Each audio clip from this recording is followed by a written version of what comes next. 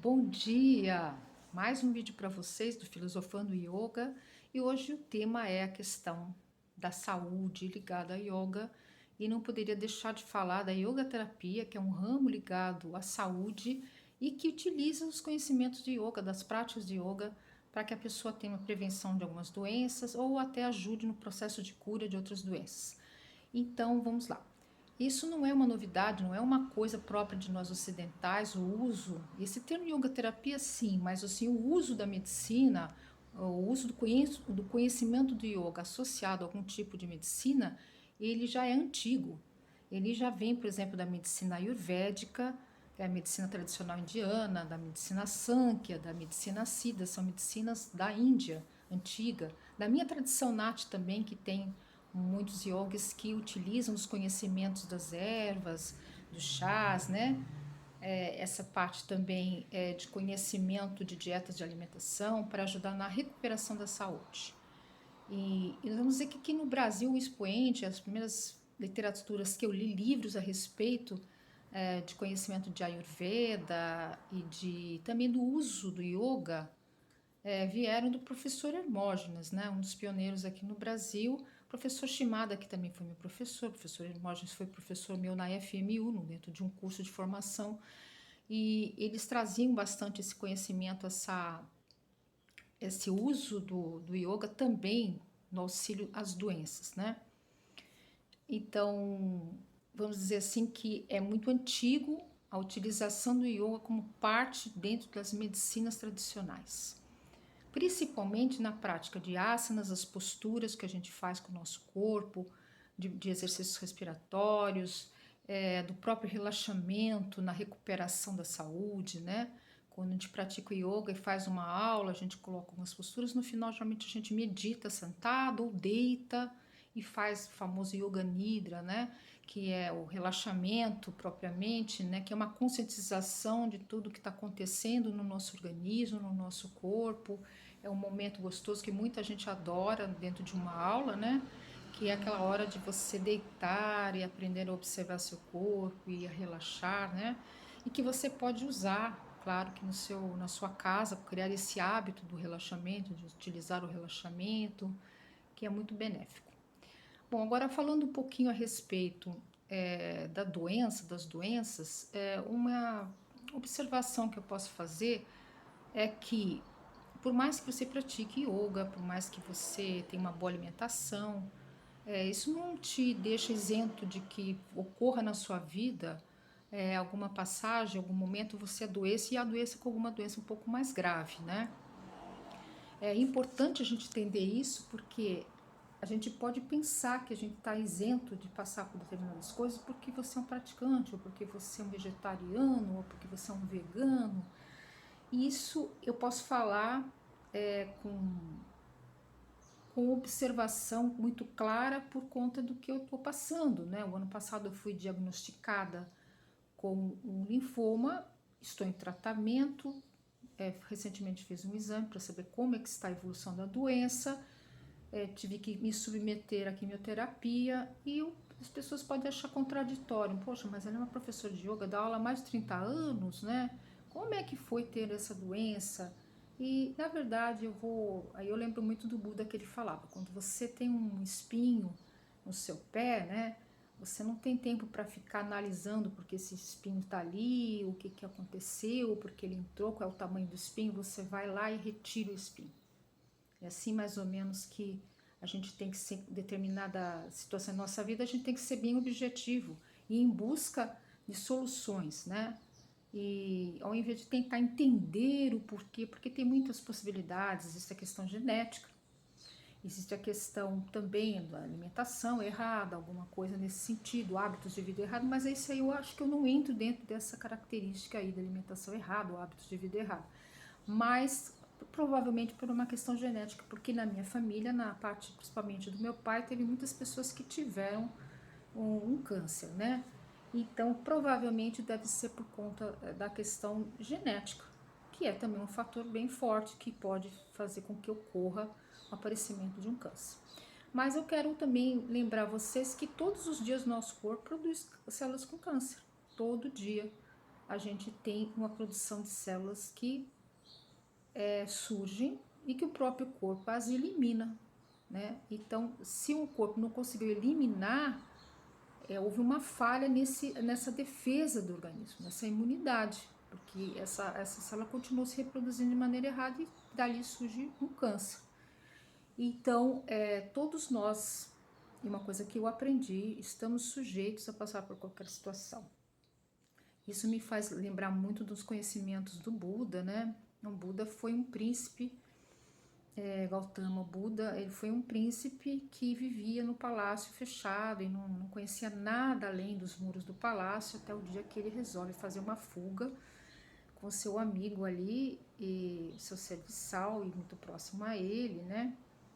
E começa a se deparar, por exemplo, a primeira coisa que ele se depara de sofrimento é com a questão do envelhecimento, a velhice. Encontra uma pessoa velha e pergunta quem era, por que ela estava assim, com aquela aparência, e ele obtém a informação sobre a questão da velhice, do envelhecimento. Depois ele encontra também, durante essa caminhada, com uma pessoa doente, e aí ele pergunta por que a pessoa estava naquele estado, e aí ele é explicado que aquilo é uma doença, que as doenças abatem as pessoas, né? Algumas doenças são fatais, outras, né, são curáveis. Ele tem esse ensinamento sobre a questão da doença. E depois ele viu uma pessoa deitada sendo carregada para algum lugar, na verdade era um corpo de uma pessoa morta e sendo levado para um crematório. E aí ele aprende que também temos a morte, porque tudo isso era escondido dele. A vida dele era só flores e alegrias e coisas boas, e de repente ele se defronta com essas três realidades.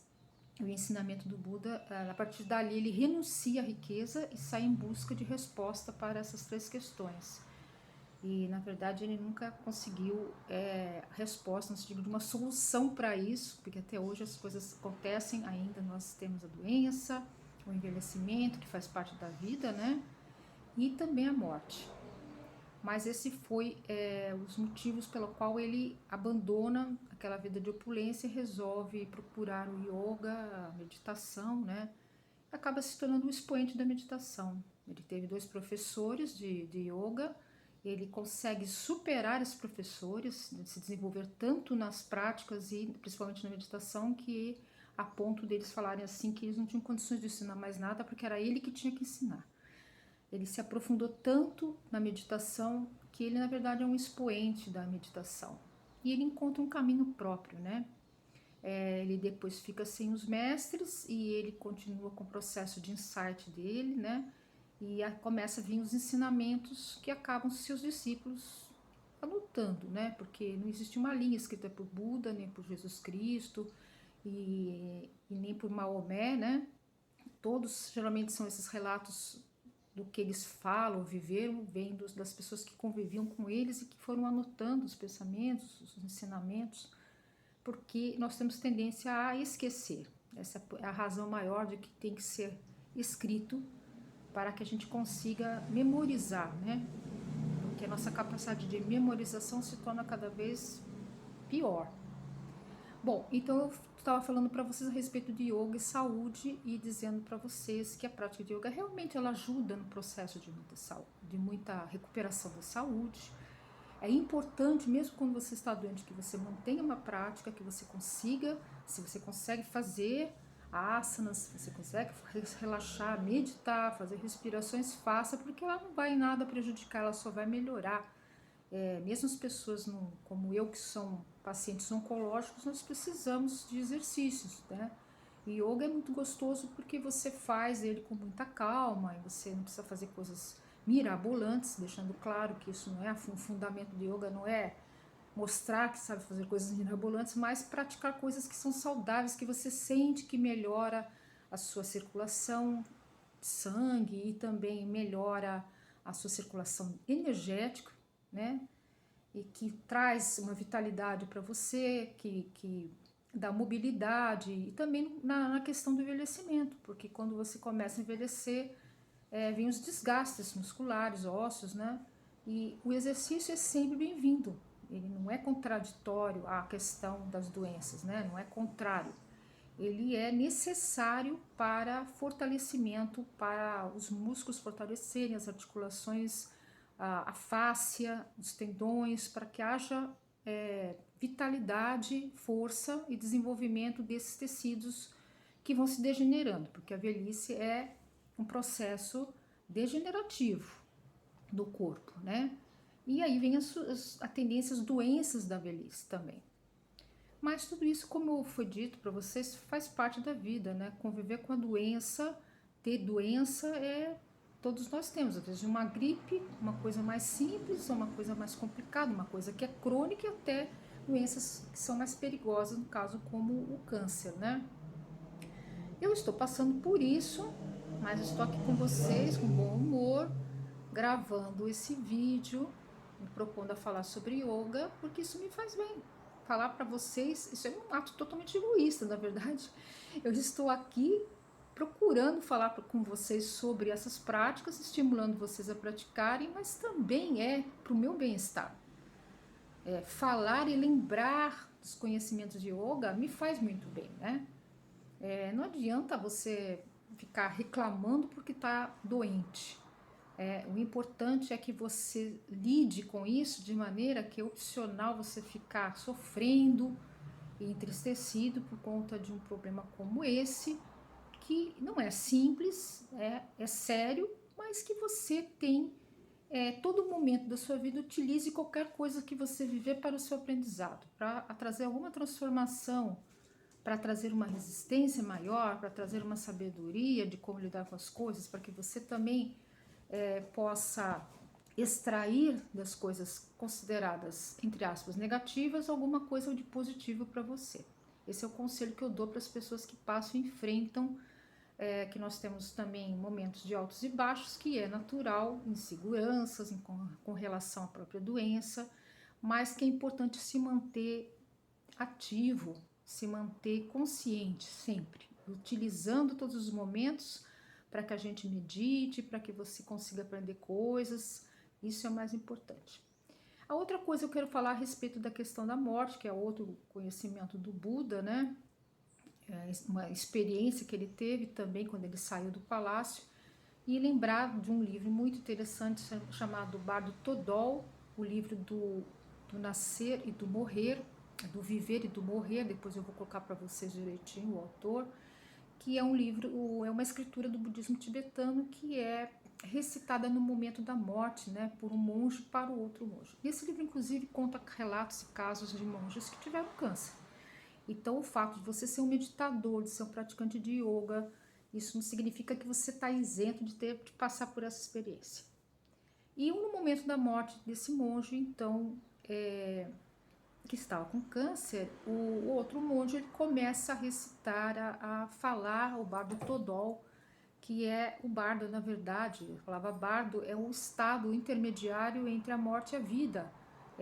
Ele, no momento da morte de alguém, ele deve ser lido dentro do budismo tibetano, é claro, isso é um ensinamento do budismo tibetano, que ele deve ser lido para a pessoa, para que ela mantenha uma mente calma, tranquila, entenda o processo da morte, dessa transição, sem que a mente dela fique confusa. Né? A confusão mental é muito normal na hora que você está morrendo e você começa a ter, é como se você entrasse num estado de sonhos, de coisas, e vendo tudo aquilo que você começa a criar e projetar a partir da sua própria mente. Então o Bardo Todol ele ajuda a compreensão, a que a mente consiga estar sempre esclarecida nesse tempo, né? Nesse período que fica entre a morte e um novo nascimento. O budismo acredita, na verdade, que nós nascemos novamente, né? Para aprendermos mais coisas, né? Para nos desenvolvermos, tá? Então a morte não é o fim, né? Na verdade, a morte é uma passagem para esse estado de bardo e para que haja depois um novo nascimento. Bom, gente, falando a respeito agora da yoga com a questão da saúde, é muito benéfico e existe muito. Tem um livro muito importante, professor Hermógenes, Yoga para Nervosos, foi um dos primeiros livros que eu li e que trata muito de entender as posturas, onde elas atuam nas glândulas e tal, porque o professor Hermógenes foi um grande pesquisador aqui no Brasil, junto com médicos, junto com hospitais, junto com um corpo de médicos que ajudavam a que ele aplicasse, entendesse o processo de yoga com algumas experiências, né, com observações feitas através desses médicos, pessoas que tinham algumas doenças. Esse livro todo, ele basicamente fala a respeito de como o yoga pode atuar e ajudar a melhorar no funcionamento das glândulas, no funcionamento do corpo, e ele pode ajudar a combater algumas doenças. O professor Hermógenes se curou de uma tuberculose nos anos 60, por aí, ele se curou. E foi basicamente, ele atribui ao yoga, a prática de yoga, como ele se alimentava e os exercícios respiratórios, e que ele conseguiu se curar. Então é muito interessante. Temos o professor lembrado, o professor Shimada, que também foi meu professor, o professor Hermógenes, também tive aulas com ele dentro do curso na FMU.